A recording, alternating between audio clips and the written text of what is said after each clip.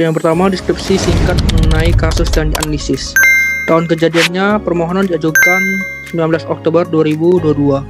Proses PKPU berlangsung hingga 12 September 2023.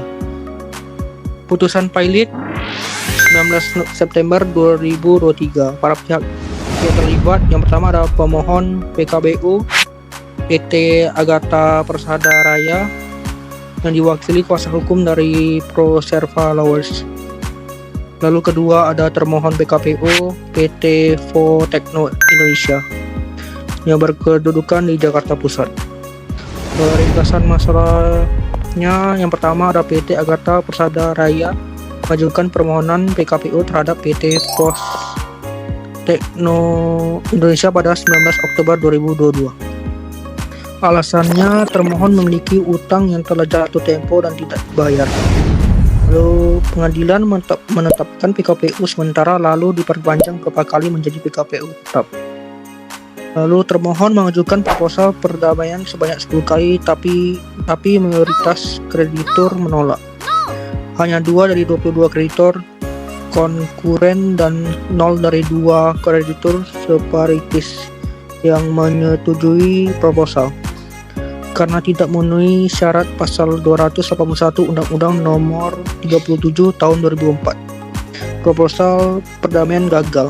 Lalu pengadilan menyatakan PT Techno Indonesia pilot pada 22 September 2023. Pertama itu permohonan PKPU sementara. Jadi pada tanggal 19 Oktober 2022, PT Agatha Persada Raya selaku pemohon mengajukan permohonan PKPU terhadap PT Techno Indonesia ke Pengadilan Niaga Jakarta Pusat. Lalu PKPU sementara diberikan yaitu pada tanggal 15 Desember 2022, pengadilan menetapkan PKPU sementara selama 44 hari.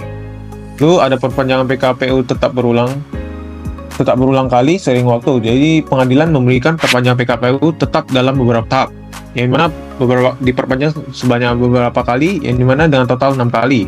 Lalu untuk rapat kreditor dilakukan pada 11 September 2023 yang diadakan rapat kreditor untuk membahas proposal perdamaian ke-10 dan dilakukan voting. Lalu selanjutnya itu voting gagal, di mana usulan perdamaian itu ditolak oleh mayoritas kreditor baik dari kreditor konkuren maupun kreditor separatis, sehingga usulan tidak memenuhi syarat pasal 281 ayat 1 Undang-Undang Nomor 37 Tahun 2004. Lalu ada putusan pilot. Jadi pada 19 September 2023, Majelis Hakim menyatakan PT Techno Indonesia dalam keadaan pilot karena proposal damai ditolak dan batas waktu PKPU telah habis. Lalu untuk fakta hukumnya itu, untuk permohonan PKPU oleh PT Agatha Persada Raya terhadap PT Techno Indonesia dimulai pada Oktober 2022 dan dikabulkan dalam bentuk PKPU sementara. Jadi proses itu dilanjutkan dengan beberapa perpanjangan PKPU tetap hingga batas waktu maksimal. Dalam rapat kreditor terakhir, debitur mengajukan usulan perdamaian, namun mayoritas kreditor menolak. Jadi sesuai dengan ketentuan pasal 281 ayat 1 Undang-Undang Nomor 37 Tahun 2004, syarat pemungutan suara tidak terpenuhi, maka merujuk pada pasal 289 Undang-Undang Nomor 37 Tahun 2004. Maka Majelis Hakim menyatakan debitur pilot sehingga proses PKPU dan menunjuk kurator untuk melanjutkan proses kepilotan. Dasar hukum pada putusan perkara ini yaitu ada Undang-Undang Nomor 37 Tahun 2004 tentang kepilotan dan penundaan dan kewajiban pembayaran utang, khususnya yaitu pasal 15 ayat 1 mengatur mengenai pengangkatan hakim dan pengawas kurator setelah putusan pilot dinyatakan. Pasal 281 ayat 1 menjelaskan syarat diterimanya rencana perdamaian dalam proses PKPU. Pasal 289 menyatakan bahwa apabila rencana perdamaian ditolak, maka pengadilan wajib menyatakan debitur pilot. Putusan ini menyatakan bahwa rencana perdamaian yang diajukan oleh debitur tidak memenuhi syarat persetujuan kreditur sebagaimana diatur pada pasal 281 ayat 1, sehingga berdasarkan pasal 289 pengadilan menyatakan PT Techno Indonesia pilot dengan segala akibat hukumnya. Analisis terhadap penyelesaian dalam putusan nomor 287 PT Sus PKPU 2022 PN Niaga Jakarta. Penyelesaian perkara dalam putusan ini pada dasarnya telah sesuai dengan prinsip dan ketentuan hukum yang berlaku. Putusnya mengacu pada ketentuan dalam Undang-Undang Nomor 37 Tahun 2004 tentang kepilotan dan kewajiban pembayaran utang. Hal-hal yang menjadi perhatian dalam proses penyelesaian tersebut antara lain adalah kesesuaian dengan prosedur dan substansi PKPU. Proses PKPU dijalankan secara bertahap, dimulai dari PKPU sementara, kemudian berlanjut hingga PKPU tetap beberapa kali perpanjangan. Pada akhirnya, pengadilan menyatakan PKPU berakhir dan debitur dalam keadaan pailit karena proposal perdamaian yang diajukan tidak memenuhi syarat sebagaimana diatur dalam pasal 281 ayat 1 UU Nomor 37 Tahun 2004. Hal ini secara hukum tidak memenuhi ketentuan mayoritas sebagaimana dimaksud dalam pasal 281 ayat 1 Dasar Hukum Putusan pasal 15 ayat 1 menjadi dasar untuk pengangkatan hakim pengawas dan kurator setelah pailit dinyatakan.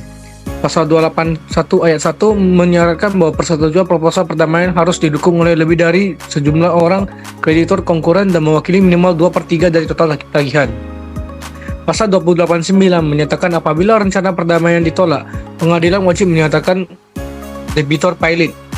Selanjutnya, implikasi penyelesaian kasus kepailitan PT Pos Tekno Indonesia terhadap para pihak. Untuk yang pertama itu kehilangan kewenangan atas harta kekayaan. Untuk poin kedua itu ada pembatasan kewenangan hukum.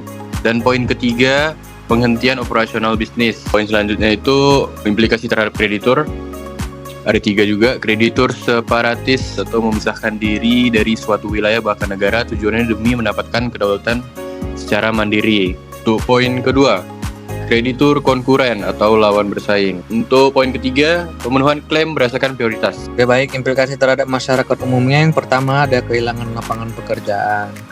Karyawan perusahaan pilot berpotensi mengalami PHK massal. Tingkat pengangguran dapat meningkat di wilayah sekitar operasional perusahaan.